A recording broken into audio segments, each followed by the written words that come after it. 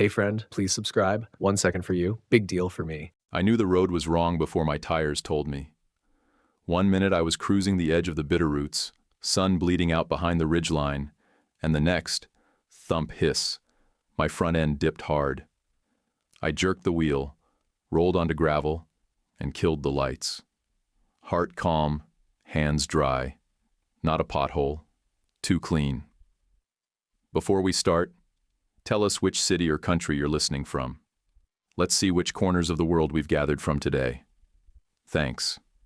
And now the story. I was 38 back then. My name's Corin Vale. I'd been hauling a cassette of rare Montana sapphires, tamper-sealed, with paperwork rolled in a waterproof tube and a micro SD card taped under the heel of my left boot. Everything clean. By the book. Everything except my route. The shoulder looked fine until it didn't. I left the briefcase in plain view. Decoy. The real stuff I tucked under the seat rail. I was still running scenarios when 3 guys stepped out of the timber like they were clocking in. Contractor vests, no logos, no dirt on the pants, but drywall dust on the boots. The tall one knew my name, said it right too. Corin Vale, he said with a smirk. That hit colder than the mountain air. I didn't freeze. I played slow. Offered the decoy case like I was some nervous courier. The one with the walkie didn't speak. The short guy kept shifting his weight, eyes on my boots. You fellas got a jack? I said, calm, like this was just bad luck and maybe they were the help.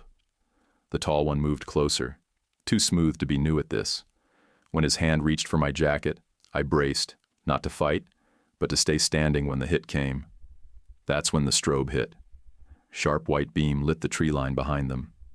A bear whistle screamed so loud my molars hummed. Then came the growl, low, long, and too steady for a scared animal. A voice followed, teenage, but calm like he'd practiced it. Back off. County's on the way. The guys flinched. The tall one swung around fast, but the light never moved. The kid stayed hidden, his words like fence posts. Don't test it. He's trained. You're on camera. The growl stepped closer. I saw the outline. Huge frame, pointed ears, thick fur. Wolf dog, big one.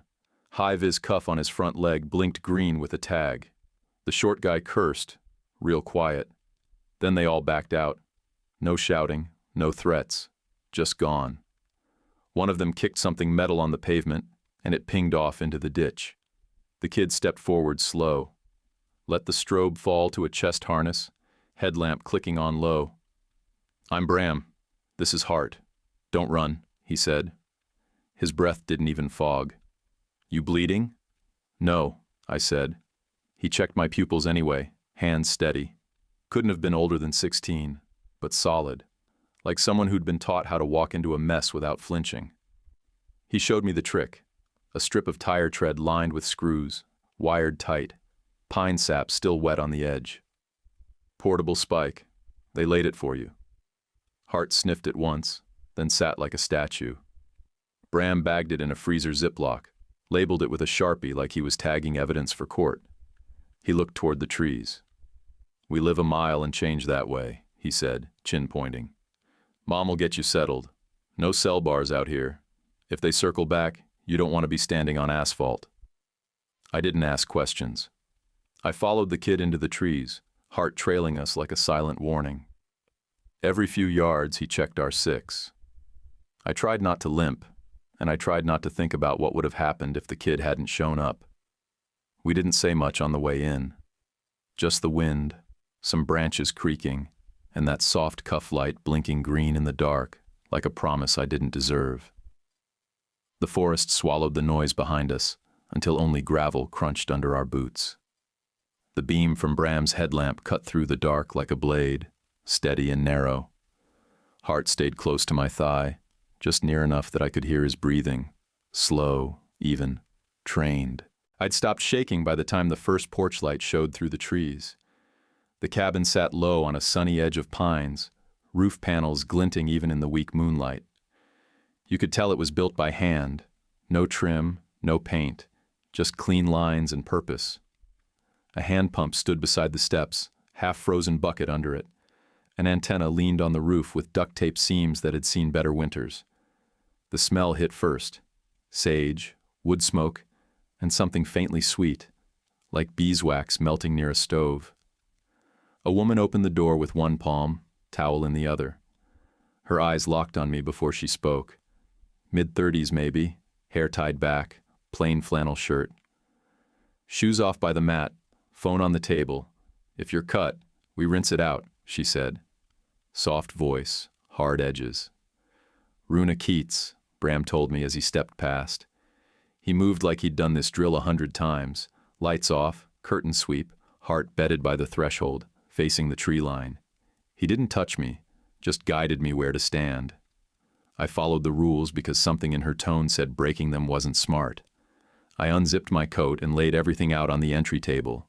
Wallet, keys, the waterproof tube with documents, the sealed cassette with the tamper strip still intact. No cash, I told her. Just stones under chain of custody. She didn't blink. Then they weren't after what was in the bag. They were after the name on it, she said. She poured tea from a dented kettle, honey swirling at the bottom of the mug. The scent filled the room, grounding me more than I wanted to admit. She set down a plate with sliced bread, cheese, and dried apples like it was a routine, no words wasted. I didn't realize my hand was shaking until the cup rattled against the saucer. She looked, but didn't comment. Heart stirred near the door, ears twitching. Bram froze, then flicked his light red and stepped outside without a word. I heard him move around the porch, then back again. He set something small on the table, a sliver of black tread lined with screws, pine sap shining on the edges. Same kind they used on the road, he said. He labeled it on a strip of masking tape, handwriting tight and clean. You volunteer at the rehab center? I asked. Bram nodded, rubbing Hart's neck. Twice a week. Hart's legal, high% wolf dog, ambassador tag, chipped through the center. He tapped the blinking cuff. We keep a log. Keeps folks from freaking out when they see him. Runa added, the center's his second classroom. First one was the woods. She nodded at Bram. His dad started search and rescue here. Died on a winter call 10 years ago. Her voice didn't tremble. She just said it. Plain. Bram straightened the gear by the door like a soldier. I could tell he'd been raised on discipline, not comfort. The wolf dog leaned against his leg, eyes locked on the window slit. I told her what happened, every detail but the marriage part. The spike, the 3 men, the tall one calling me by name. They knew exactly what to ask for, I said. Runa listened without a single interruption. When I finished, she picked up a landline phone that hummed faint through the receiver and dialed slow. Deputy's off duty till morning, she said after a moment. He'll check the highway at first light. Then she looked at me, assessing. You can sleep on the couch. Doors latch at 10. If you hear Hart move, you stay still until Bram says it's clear. Understood, I said. Good. Tea's getting cold. That was it. No pity, no coddling. Just the rules that made her world run. I followed them because my own rules had failed me that day.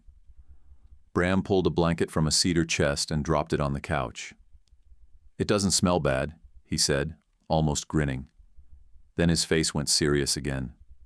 We'll check for tracks at dawn. I nodded, but my body was already crashing.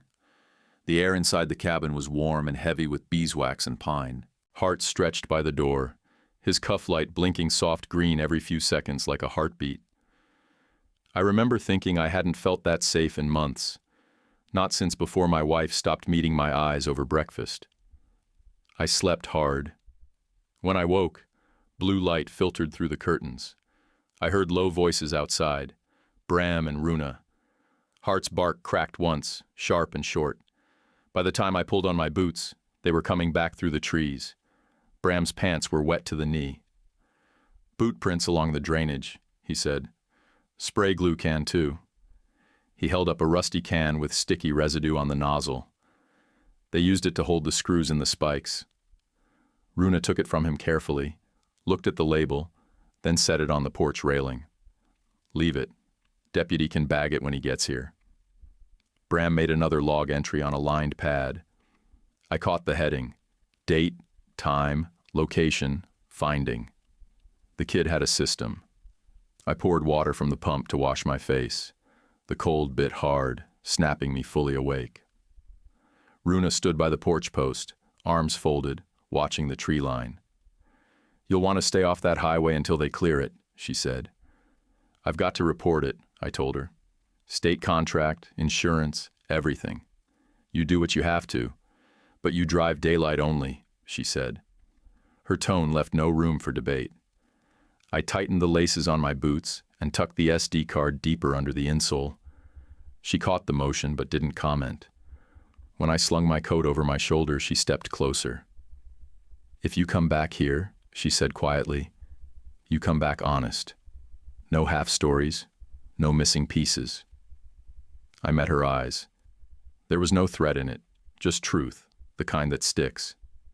"I understand." Bram handed me a brown envelope. Inside was the labeled tread bag. "Evidence," he said. "You'll want this for the report." I took it, nodded once. "Thank you, both of you." Runa opened the door and let the cold morning air rush in. "Road's clear east till the county line. Don't stop unless someone you know waves you down." I started toward my truck, gravel crunching under my boots, heart pacing the edge of the porch. When I looked back, Bram was standing on the steps, one hand on the wolf dog's collar, watching me go. Runa had already turned inside. That line she gave me echoed all the way to the highway. "If you come back honest."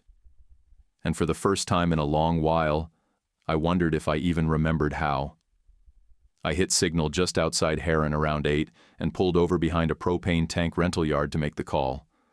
The deputy on duty sounded young and half awake, but he took down everything: plate fragment, tire tread bag, dash cam clip. He said he'd push it to the state guys. I said thanks and hung up before I could hear whatever came next in his voice. The road home felt longer than it should have. When I rolled up to my gate, the keypad flashed red. I punched the code again, slower, still red. The bolt box was new, different model, bright finish, just installed. My name was on the deed, the land, the fence. But the gate didn't open. I backed down the gravel and parked on the shoulder. Hauled my pack and briefcase up to the side entry and found another fresh deadbolt. No key worked, no note. Just a house I paid for and a silence that filled the porch like wet cement. I tried calling Delia, straight to voicemail. I texted once, "We need to talk. This is serious." No read receipt. I didn't send another. I walked 2 blocks down to a little corner market on Maple to grab coffee and think. Through the glass, I saw her, laughing. Head tilted just enough to be familiar, but not meant for me. Sitting across from her was my cousin, Theron Merrill. He looked older than he should have. Knit cap pulled low, skin pale, the corners of his mouth drawn tight. Illness shows up different on everyone, but there's a certain way it hollows a face that you don't forget once you've seen it. I walked in slow. No yelling. Just even steps on the tile. "You change my locks?" I asked. Delia's smile held for half a second longer, then cooled like soup left out. Theron turned slightly, hand landing flat on the counter beside him, like he needed it to stay upright.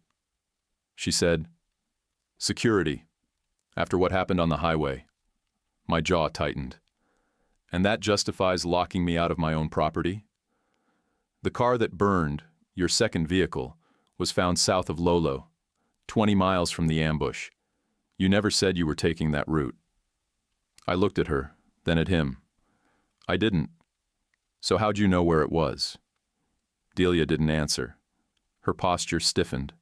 Her tone changed. "The business assets are protected now," she said. "A trust.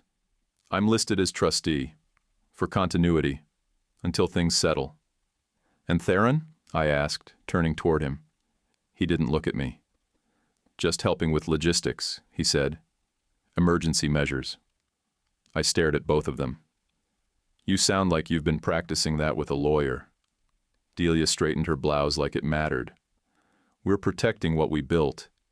You've been unstable lately, Corin, and there are legal steps in place now. I stepped closer, lowering my voice.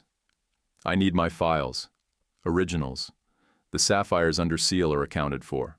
I have logs, but I need access. Today. She shook her head. Not without representation present. I looked to Theron. How's the treatment going? He blinked, slow, like I'd hit him with something heavier than words. 1 round left, he said quietly. Our eyes met, and I saw it, the part he couldn't hide. Fear, guilt, 1,000 pounds of it sitting behind his ribs like it was waiting for permission to crack him open. I walked out without another word. The precinct took me right in. I handed over the dash cam clip, the spike bag Bram labeled, and a typed incident report I'd finished while sitting in the hotel lot the night before. Detective Randall nodded while flipping through it all. We've had whispers of similar setups. Could tie into a crew working the Interstate 90 corridor? Good start, he said. On my way out, Delia pulled up in her SUV, hair done and blouse tucked, carrying a 3-ring binder. 2 local news vans were parked kitty-corner near the alley. She turned on the worried wife face like a faucet. We're thankful for the department's support in this scary time, she said to the cameras, binder clutched to her chest like a shield. I didn't say a word, just got in my rental and drove 2 towns over to the one man I knew wouldn't sugarcoat a thing. Ansel Moreau lived in a converted train depot that smelled like copper, oil, and burnt coffee. I didn't bother knocking, just waited until the buzzer on the door clicked. Front door, he called from inside. Phone on the foyer table, hands where I can see. Then we hug. That was how Ansel operated. Rules first, affection second. I respected it. His hug was brief. No backpats, no pity, just presence. He poured chicory into mismatched mugs, pushed one across the workbench, and leaned against the wall. Tell me slow, he said. So I did. Not the polished version, not the version for police or press. Just the facts and the cracks between them. The fake contractor vests, the name drop, the spike trap, the sealed cassette, the SD card in my boot heel. The trust Delia slipped into while I was out doing what I do best. Delivering value, not watching my flank. He didn't interrupt, didn't ask for dates, just let the truth fall and settle like dust. She touched his sleeve, I said finally, my voice catching a little. Didn't flinch, like she'd done it 100 times. Ansel's face didn't change. He just turned and reached under his workbench, pulling out a velvet tray of busted pocket watches. Every man shows we're different, he said.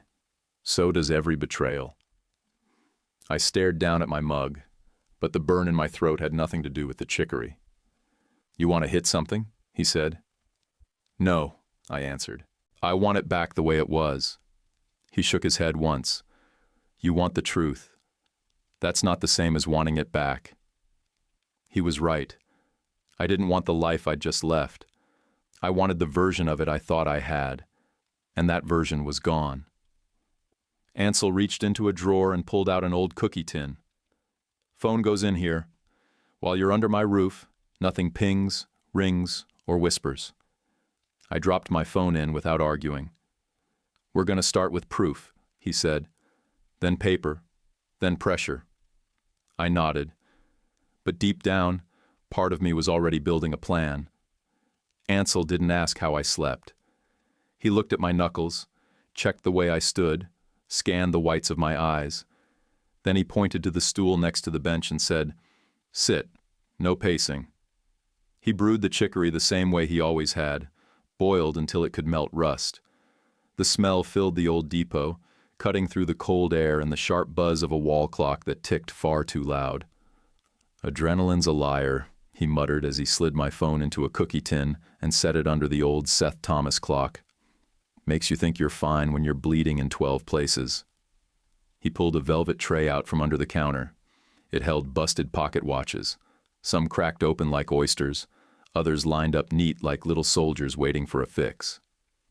Everything people do leaves tool marks, he said. Even schemes. I handed him copies of the chain of custody forms, the gemstone log entries, the sealed cassette photos. No cash carried, stones only. Paperwork intact, I said. They went after the idea of quick money anyway. Idea's enough, he said, rubbing his thumb over the edge of a busted Elgin. You think like a lawman now. Not bad for a guy who spent the last 5 years in shipping invoices and warranty tags. I got lucky. The kid saved my ass. I told him about Bram, about Hart, about the spike trap and the labeled bag. Ansel raised an eyebrow when I said evidence bag. Good habits, he said. Some folks grow up around guns and gut instinct. Others get taught chain of custody with breakfast. I like the second kind. I wanted revenge, I admitted. Still do, if I'm honest. He shook his head like a disappointed father. You want to sleep again? You pick paper over bullets. Law, not fury. That's how you live with your face in the mirror when the dust settles. He slid the tray aside and opened a yellow legal pad. So, first we locked down proof. You still got those vendor logs? 3 years worth. Digital and hard copy. I know where the weak spots are. Good. We audit them. Look for forged vendor signatures, mismatched dates, payment delays. Then we subpoena the shell that Delia's continuity trust is feeding. You have a name? He reached into the drawer and handed me a card. No website. Just a name and a direct number. He doesn't advertise. Civil litigator, good with complex filings. He'll hate your story, which means he'll believe it. I rubbed my hands together. The chill hadn't left me since that night in the timber. We bait it public, Ansel said. You offer to fund Theron's hospice care in full, if he and Delia admit the transfer scheme and name the hired hands. No threats, just truth with a bow on top. They'll never agree. Not privately, but you won't do it privately. You'll do it on mic, at a fundraiser, with cameras and coffee and smiling neighbors. Record it legal so no one rewrites it after. I nodded. You're a cruel bastard, Ansel.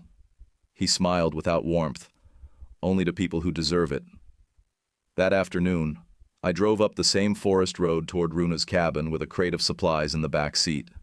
Dry goods, field batteries, a first aid kit with everything sealed and current, 2 flashlights, 3 rolls of reflective tape, and a full box of contractor garbage bags. I brought a new trail cam too, mid-range model with better motion detection. Runa opened the door before I knocked. She had a pair of scissors in one hand and a strip of burlap in the other. I wasn't expecting you today, she said. Her eyes scanned me once, top to bottom. You look like a man who hasn't slept since last harvest. Maybe not since the last decent one, I said, setting the crate down. She took the box without ceremony and started sorting it on the table. Bram came in from the back porch with dirt on his sleeves. He grinned when I handed him the trail cam. You sure? He asked. It's a good one. I'm not using it. You are. Hart pushed his big head under my hand like he'd been waiting for that moment. I scratched behind his ears and he thumped the floor twice like a drum roll. You planning to stay long? Bram asked. Not today, I said. Just wanted to keep my promise. Runa glanced up. People who make promises in the middle of adrenaline usually don't remember them after. I'm not most people. She didn't smile, but something in her posture eased. You make any more calls? I asked. No. Deputy swung by, looked around the highway pull-off, bagged the spike. We logged it. Bram showed him the fine book. He said it'd go to the state desk. Good, I said.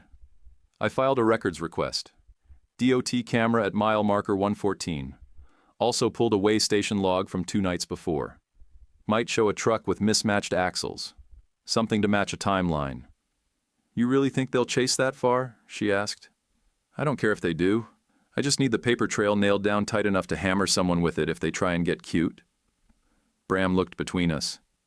You think the same crew hit others? Yeah, I said. And I think they'll keep doing it until someone makes enough noise. Guess that's you then, he said. Looks like it. Runa stacked the field batteries by the shelf, checking the expiry dates. You come back to drop things off again, just text first. We keep a quiet perimeter out here. No surprises. I'll call from Ansel's landline. No GPS, no auto ping. Her gaze lingered a little longer that time, but she just nodded. As I got back in my truck, I looked up once more at the ridge behind their cabin. The light was sharp, sun low enough to throw long shadows through the pines. I tightened the seatbelt, adjusted the rear view, and pulled away slow.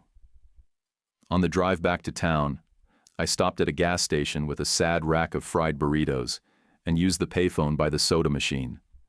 I called the county clerk and filed 2 formal requests. Then I dialed the litigator. He picked up fast. "You Corin?" he asked. "Yeah. You come recommended. I don't do criminal. You know that? I'm going after the money." "That's what I like to hear," he said. "Fax me everything. Originals. Don't text, don't email, don't send PDF screenshots like a child." I smiled. "Copy that." That night, Ansel was filing springs back into a busted railroad watch when I walked in. He didn't look up. Just said, "Get what you needed?" "Started the clock," I said. He set the spring with tweezers and said, "Good. Now we wait." I didn't wait. I started hunting. The call came at dawn, 2 days later. Ansel handed me the receiver like it was a loaded round. "It's the boy," he said. "Bram?" He nodded once. I took it. "Yeah?" "We set the cam," Bram said, voice scratchy like he hadn't cleared his throat yet. "Got a plate hit last night. Front and rear. Clear shot. Heart sat still the whole time." He read the plate string slow and careful. I wrote it twice, block letters on the back of a watch invoice. "You did good," I said. "You want the photos?" "Hold 'em for now. I'll take them in clean." The plate traced to a logistics outfit out of Plains. 5 guys, 2 box trucks, and a dirty reputation for cutting corners. Their online presence was scrubbed clean, but there were forum threads, unverified but consistent. Off-book haulage, quiet night runs, cash terms. I believed the reviews. I met the county investigator at a diner off the truck route, the kind with cracked vinyl and a pie case older than both of us. He ordered coffee, no cream, and didn't ask for a name. I handed over the plate numbers, the spike photos, timestamps from the cam, and the original tire bag Bram had labeled. He took his time, flipping through the photos one by one, eyes narrowing just enough. "We've been after a spikes crew for over a year," he said. "They've been hitting small contractors, solo hunters, backcountry guides. Nobody with deep enough pockets to scream loud. You're not the first. You just brought receipts. You planning to move on them? We need one more tie-in, something physical or digital. Either one sticks. I'll get it." He nodded like he believed me. That same afternoon, trouble sniffed around the edges. A wildlife officer showed up at Runa's place after someone posted a grainy night clip online. A flash of strobe, a low growl, and just enough of heart's shape to trigger idiots on the internet. Runa had every document laid out before he asked. Registration, legal tag, ambassadorship records through the rehab center, shot logs, handler certification. Bram showed him the training entries, everyone with dates, location, and witness names. The officer stayed calm, checked Hart's cuff, scanned the chip, patted his side once and said, "Everything checks out." Hart thumped his tail twice and went back to sleep like it never mattered. 2 hours later, my name popped up in a local Facebook thread. Somebody I barely knew from Rotary claimed I kept a dangerous wolf on my property. I don't even own a dog. I screenshotted the post, emailed it to a lawyer Ansel recommended, and had the whole thread pulled inside the hour. Then I called Bram. "Stay off public roads for a week with Hart," I told him. "No trailheads, no bridges, nothing near a highway." "We didn't do anything wrong," he said. "I know, but right doesn't always win the vote. Lay low." He agreed, but I could hear it in his voice. That pissed-off edge a kid gets when they've done everything right and still get hit with someone else's bad judgment. That night, Ansel and I took a drive past the logistics yard. Didn't step onto the property. Just circled once at lunch hour with the windows down and nothing playing on the radio. I saw a box truck backed up to a bay door, plate frame slightly warped, adhesive overspray around the mount, like someone had swapped tags. Leaning against the garage was a bald spare with dried grass around the treads. "Tool marks," Ansel muttered. "Let me guess," I said. "Everything leaves 'em." He didn't answer, just smiled like a teacher who'd finally gotten through to the worst student in the room. I sent my internal auditor into the shops the next morning, asked for flagged vendors, newly approved suppliers, and any changes to account payables in the last 6 months. 3 stores, 3 sudden vendor swaps, all replaced by a company called Salient Stone LLC. Paper trail ran thin, no website, no brick and mortar, just wire transfers and email PDFs with no phone numbers. We chased it back to a post office box in Missoula. Same box Delia had once used for yoga class flyers when she was doing community events. I remembered the name because I'd paid for those prints. Sloppy, or arrogant, or both. Ansel went line by line through the ledgers with a jeweler's loupe and a red pen. In the middle of quarter 3, he tapped one entry with his fingernail. "You see it?" he asked. "See what?" "Your signature." I leaned closer. "The I," he said. "Yours always curls back left. This one loops right. It's a mimic. A good one. But not yours." "Forgery," I said. "Forgery," he agreed. That was the last push I needed. I stopped at Runa's that afternoon with a new water filter and a heavy stomach. She watched me install it without asking what brought me back again. Bram stayed inside working on what looked like a gear log. Hart paced slow by the window but didn't bark. When I finished tightening the last clamp, Runa stepped up beside me and held out a jar. Late honey, thick and gold. "My son says you keep your word," she said. "That means something out here." I didn't know what to say, so I just nodded and took the jar like it weighed more than it did. The smoke hit our eyes before we smelled it. Ridges west of us. The sky went dull at the edges, and the wind shifted hard. Runa left a voicemail on Ansel's landline half an hour later. "We're packed," she said. "Fire's on the ridge. Not close yet, but we don't wait for close." When I rolled up, Bram had a go bag packed by the door. Hart was already harnessed, gear clipped to the side ring. Runa had 2 bins sealed and strapped. No panic, just movement. I didn't say a thing. Just started loading. She handed me the first bin like she'd done this before. I slid it into the back seat and covered it with a wool blanket. Bram followed without words, second bag in arms. Runa locked the cabin behind her, then ran a palm along the edge of the door one last time before stepping back. We didn't talk about where we were going. Just got in, checked buckles, and rolled slow through the smoke line with the sun bleeding orange over the trees. Theron asked me to meet him behind St. Olaf's after the Wednesday service. Said crowds made him tired. I got there early and waited in the side lot while the bell rang out over town. When he finally came around the back ramp, I saw it right away. He was thinner, smaller, like illness had been stealing inches off him in private. His eyes were rimmed dark, skin chalky under the sodium lights. He moved like it hurt. I kept my hands in my jacket pockets. I didn't trust them not to shake. "Still remember that stupid raft we made?" he said without looking at me. "From trash can lids and twine, floated about 6 minutes. You pulled me out when it broke." "Yeah," I said. "You owed me $5 for the rope." He smiled, but just with the corner of his mouth. It fell off fast. "I won't let you be the villain for what happens to me." I stepped in close, not touching him. "Then don't make me one." He flinched like I'd slapped him. "She didn't mean for it to go that way," he muttered. "Delia." She had pressure, real pressure. From suppliers, wholesalers. They wanted equity to cover market swings. She thought if she could move fast, keep things under her name, it'd stabilize. "And you?" He looked at the brick wall behind me. "Doctors are counting in months now. Maybe more if the new meds hit right. But not much." "I'll make you a deal," I said. "You and Delia go on record. Admit the trust transfer. Name the hired hands. I'll fund your palliative care, full ride, no conditions after that. I'll say it myself, on mic, at the fundraiser this Saturday. That stopped him.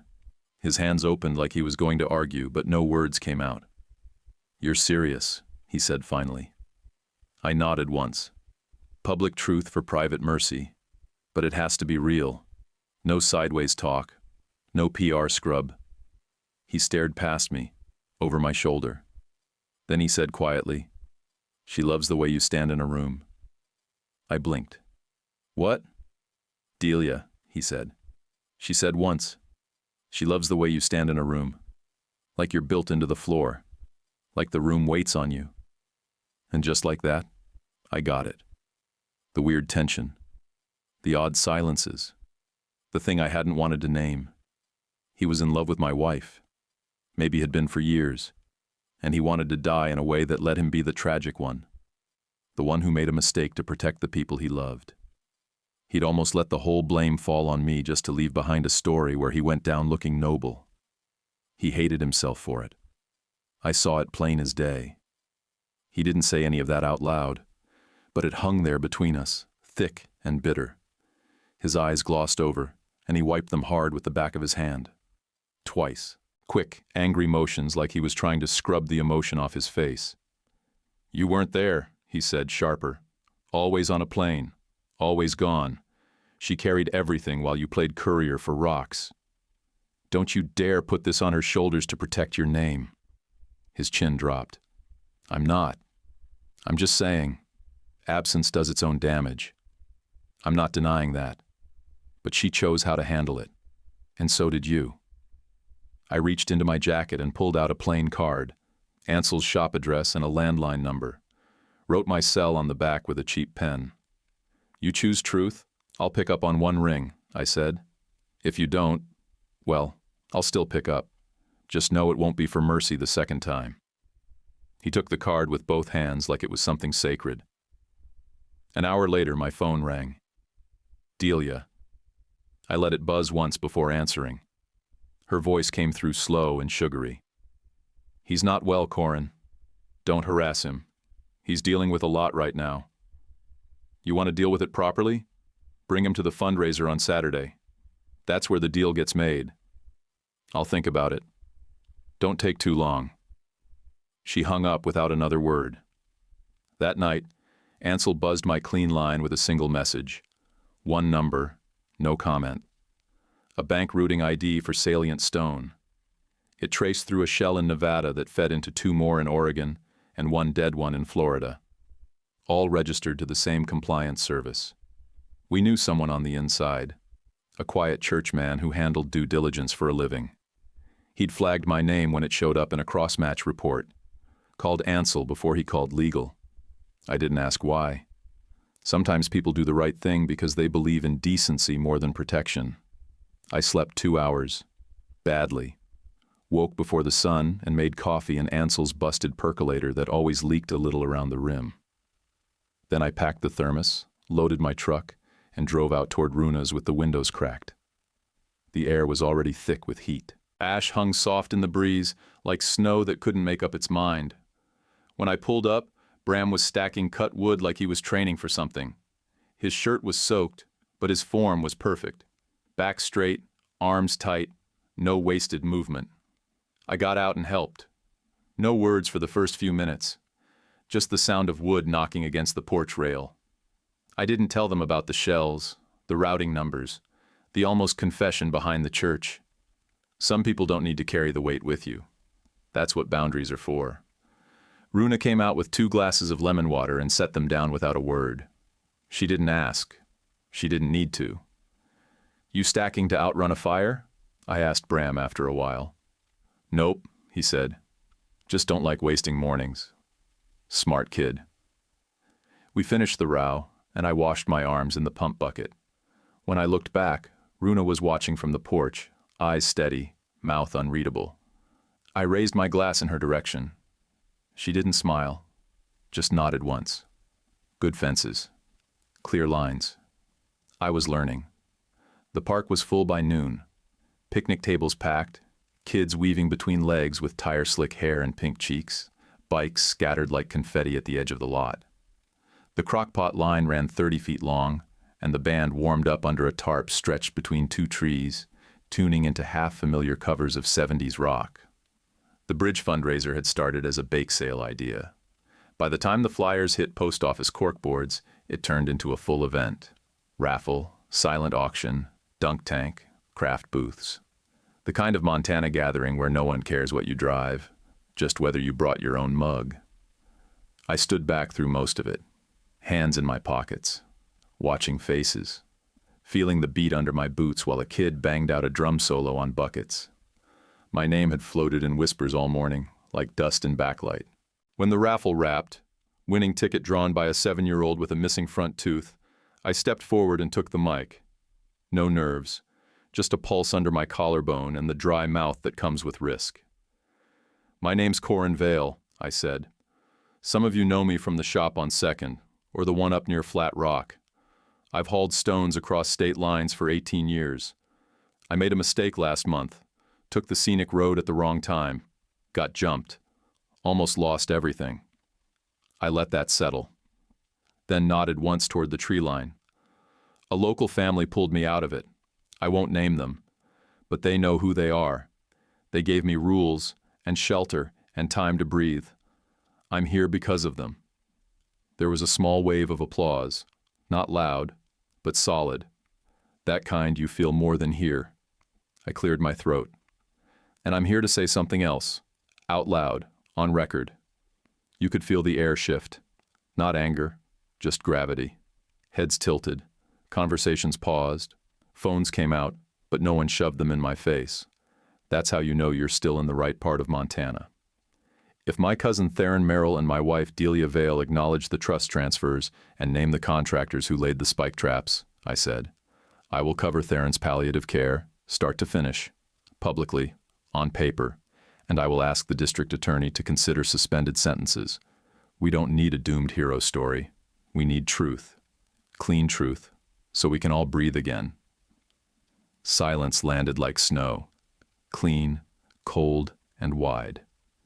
I nodded once to Deputy Hanks, who stood by the raffle table. He gave a single nod back. The band kicked in a minute later, like they'd been warned to pick up after the heavy bit. A cover of John Mellencamp cracked over the crowd. I stepped down and handed the mic off. My legs didn't shake, but I felt the heat behind my eyes. Not emotion, just pressure. Delia arrived halfway through the next song.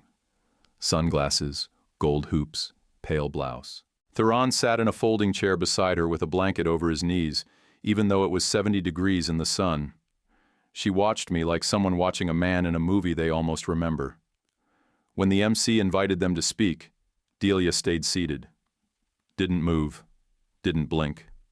Theron took the mic with both hands, like it weighed something. I'll think, he said. His voice cracked on the second word. He didn't try again. Nobody booed. This wasn't the kind of crowd that jeered. They just listened. Let it happen. He handed the mic back, then sat down slow. Delia adjusted the blanket over his knees like a nurse, then faced forward without a single glance toward me. I walked to the drink stand and poured water into a paper cup. My hands were steady. That surprised me. That night I got a call from the county. They'd served a warrant on a garage in Plains connected to the logistics outfit, pulled 2 full boxes of tire treads, a crate of adhesive, and a clipboard of route notes that matched spike incidents across 2 counties. Separate case, they said, but same crew. That mattered. Next morning I filed my civil suit. 4 counts, conversion, breach of fiduciary duty, 2 forged signature incidents. We served Delia at her sister's house in Stevensville. She didn't slam the door. She didn't argue. She took the envelope, read the top page, and closed the door like a woman choosing not to flinch. Media tried to circle like birds around roadkill. The story they wanted was the wolf. Always is. Man rescued by wild animal plays better than wife and cousin moved shop assets in secret. Runa left a voicemail on Ansel's landline. We're fine, she said. The officer came back and confirmed everything's legal. Hart's ambassador tag checked out. All good here. Bram sent a photo later that day. Heart sitting straight, a blue ribbon clipped to his collar, rehab center banner behind him. The cuff tag blinked green in the sunlight. The caption read, Ambassador Day. He did great. The fire came closer on Thursday. Lightning strike near the ridge caught dry timber. Wind carried the smoke fast. Runa didn't panic. She packed hives first, sliding them into mesh bags while Bram held the truck ramp. We rigged a sprinkler off the well pump and laid hose around the west side of the cabin. She didn't ask me to help. I just showed up and started stacking gear into her truck. 8 minutes flat. That's how long it took her to load what mattered. I watched her grab a carved wooden box, 2 jars of dried herbs, and the same field log Bram had shown me back when this all started. She didn't cry. She didn't even frown. Watching her move, fast and focused, I realized something I should have known the first night she opened her door. I'd already fallen for her. Quietly. Completely. It just took a fire and a sprinkler hose for me to admit it. The next morning, the judge signed the temporary restraining order on the trust. Delia's access froze. The stores kept payroll. No staff lost hours.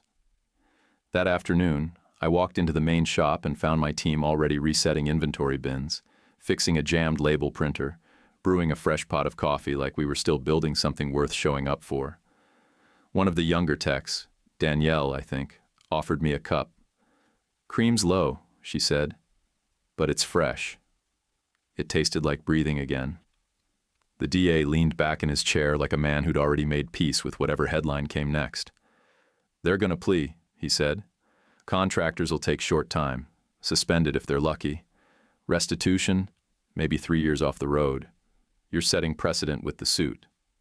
"They tried to maim people," I said. "Suspended time's a gift." He nodded.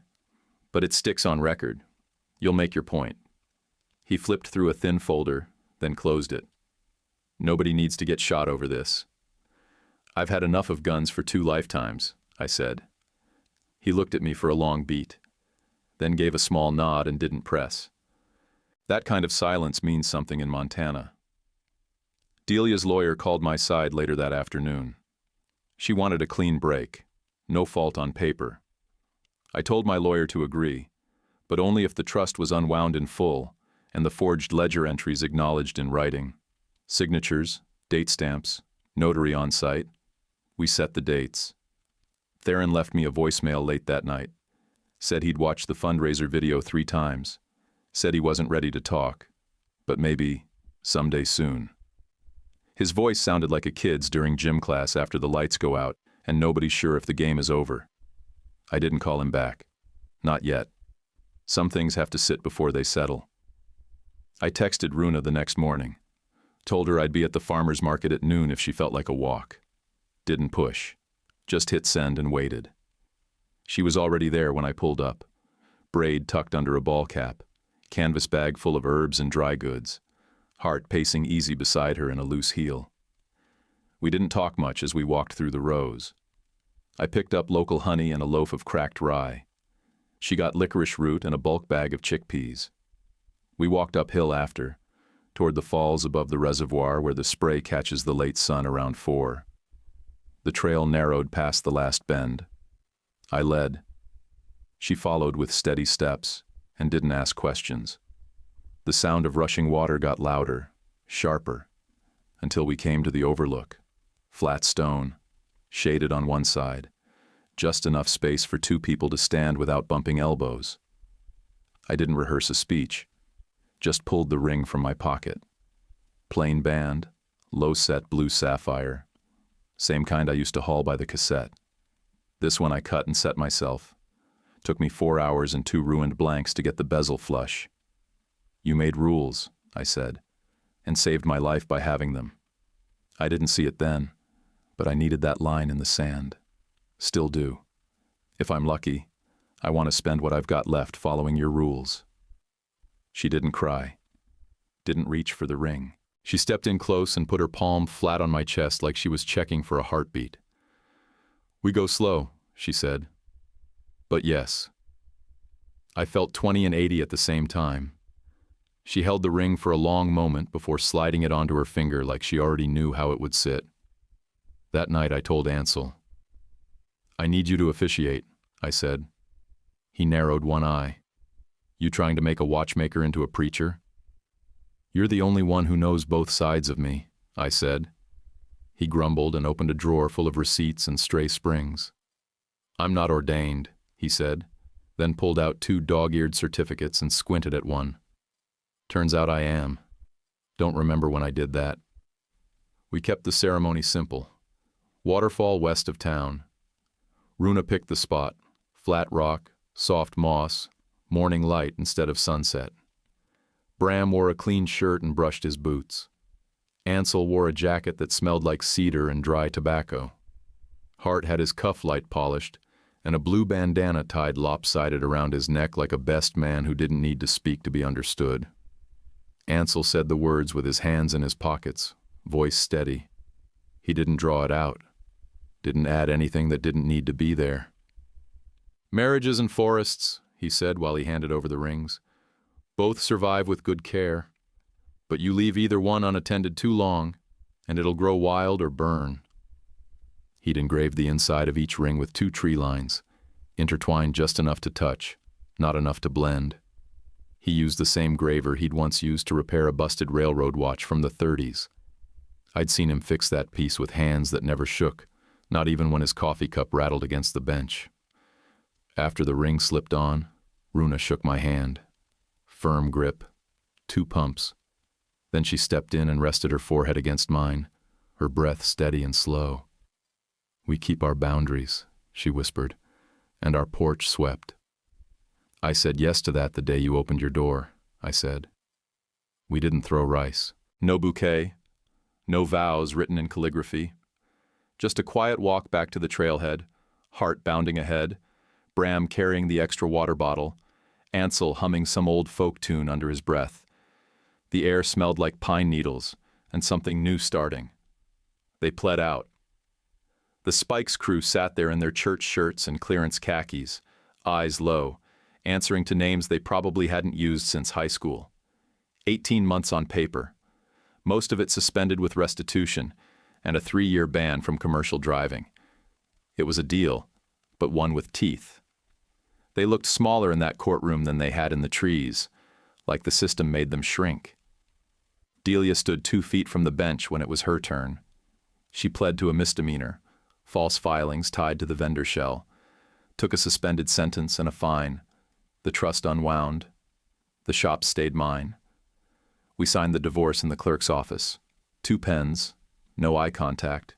She kept her car and her pride. I let her keep both.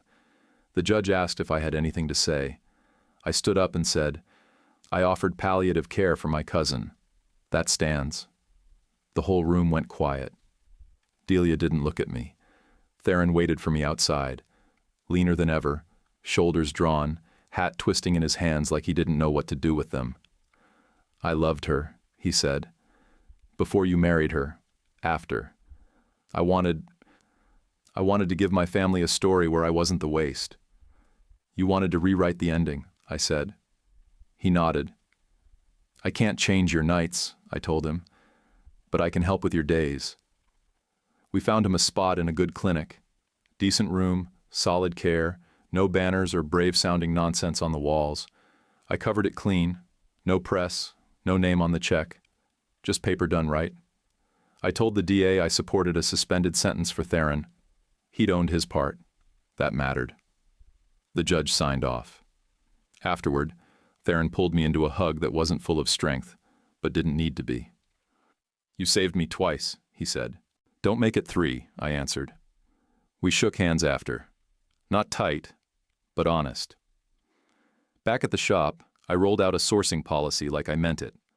Third-party audits, certified suppliers only, and every certificate posted near the register like a dinner menu. Some customers didn't care. That was fine. The ones who stayed for the right reasons.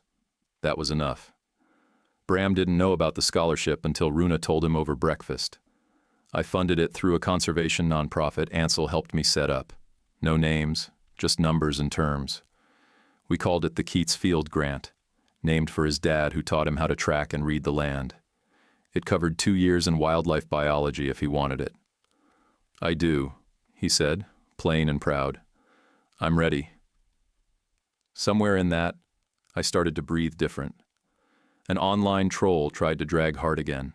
Some blurry repost of an old clip, warning about hybrid predators near children. The rehab center answered once, just facts. Posted Hart's ambassador record, legal standing, handler logs. The wildlife officer who checked the paperwork commented under the post, "All legal, fully compliant." The thread died by morning.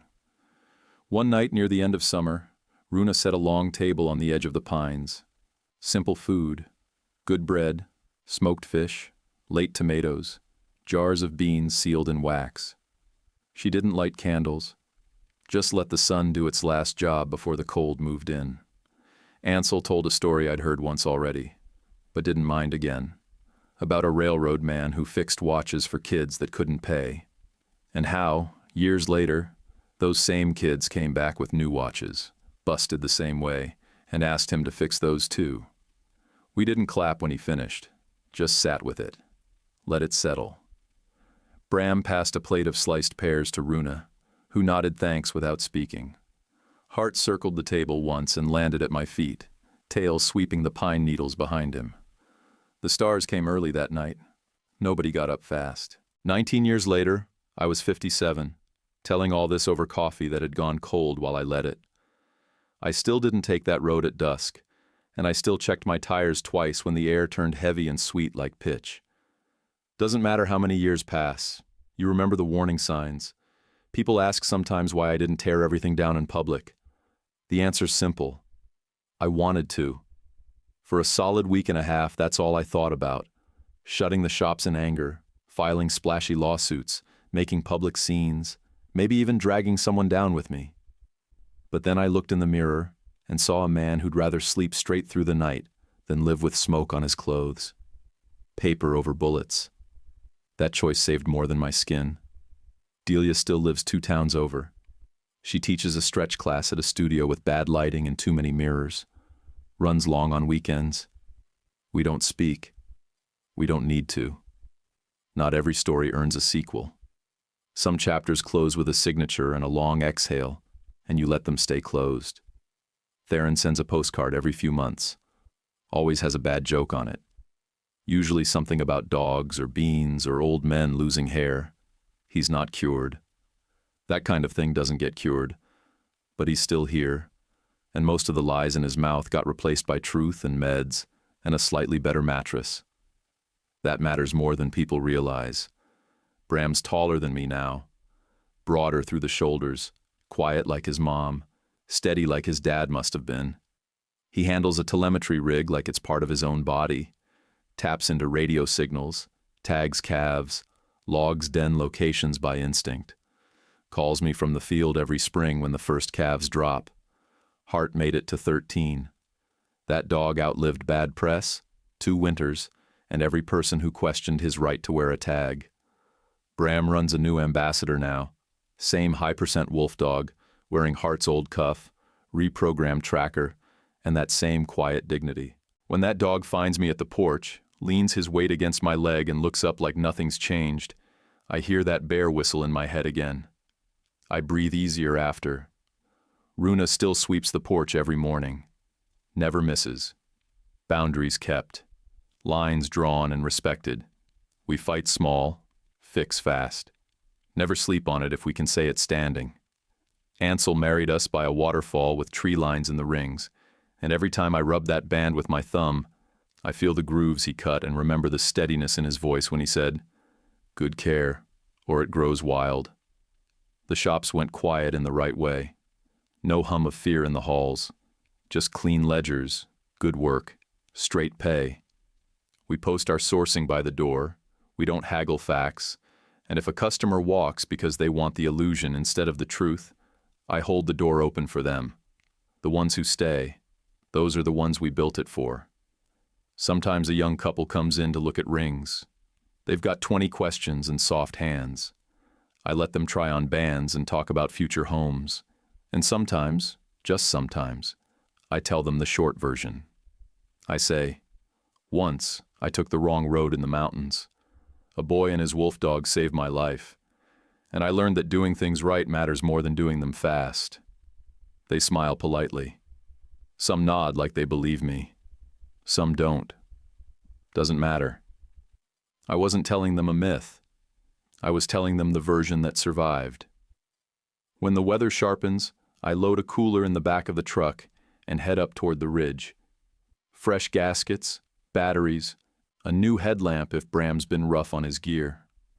Runa always says the old one can go another season, but I bring it anyway. We sit by a fire, eat late, listen to the sandhill cranes move across the sky like they're reminding the world what direction means. If there's a moral here, it's this. Keep your documentation clean and your heart just a little softer than you think it should be. Offer grace out loud, where people can hear it. Let a sick man step down without turning it into theater. And if a kid in the trees with a strobe in one hand and a wolf dog at heel tells you to move, you move. You don't argue. You don't hesitate. That kid saved my life because he knew how to stay steady and speak with purpose. I try to live the rest of it doing the same. Have you ever had to choose between revenge and doing things the right way, even when no one would have blamed you for striking back? If this story hit you, leave a comment, share your thoughts, or just write "good story" to support the channel. And if you haven't yet, please like and subscribe. It's just one click for you, but it means the world to us. Love you guys. YouTube picked this for you. Tap it. Let's see if they guessed right.